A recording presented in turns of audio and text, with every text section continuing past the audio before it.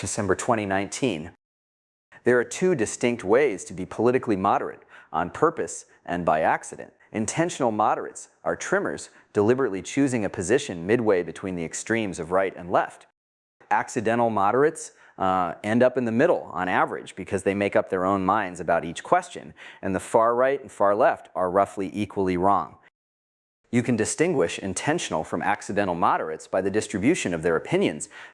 If the far left opinion on some matter is 0 and the far right opinion, 100 in intentional moderates' opinion on every question will be near 50.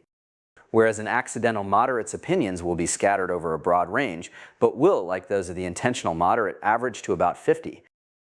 Intentional moderates are similar to those on the far left and the far right in that their opinions are, in a sense, not their own. The defining quality of an ideologue, whether on the left or the right, is to acquire one's opinions in bulk. You don't get to pick and choose.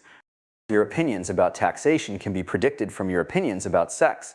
And although intentional moderates might seem to be the opposite of ideologues, their beliefs, though in their case the word positions might be more accurate, are also acquired in bulk. If the median opinion shifts to the right or left, the intentional moderate must shift with it, otherwise they stop being moderate.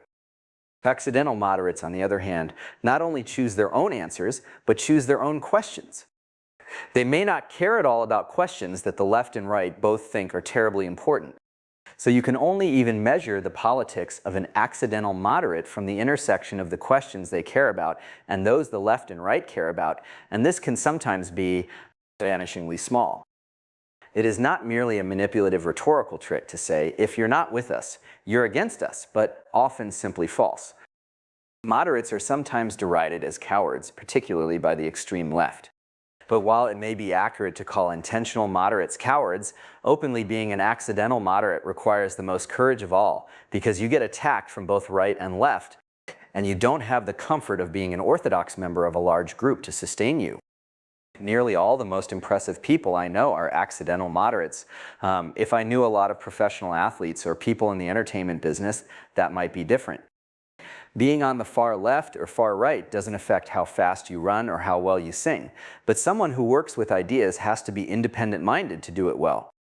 Or more precisely, you have to be independent-minded about the ideas you work with. I mean, you could be mindlessly doctrinaire in your politics and still be a good mathematician. In the 20th century, a lot of very smart people were Marxists, just no one who was smart about the subjects Marxism involves. But if the ideas you use in your work intersect with the politics of your time, you have two choices: be an accidental moderate or be mediocre. A footnote: it's possible in theory for one side to be entirely right and the other to be entirely wrong.